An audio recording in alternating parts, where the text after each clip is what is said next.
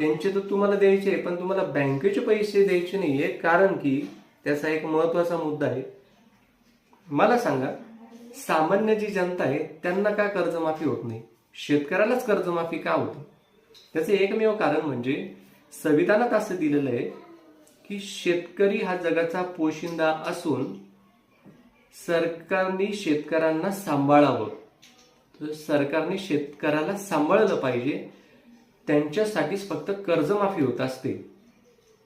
तर तुम्हाला जितके काही कॉल येत असतील बँकेचे, जेवढे काही लोक तुमच्या घरी येत असतील, तर तुम्हाला पैसे द्यायचे नाहीये आणि टेन्शन घ्यायचं नाहीये. कारण की मला तुमच्या जीवापेक्षा तो पैसा महत्वाचा नाहीये, तुमचा जीव महत्वाचा आहे. शेतकरी मला महत्वाचा आहे आणि शेतकरी जगला तर देश जगेल आणि शेतकऱ्यावरच हे सगळं काही अवलंबून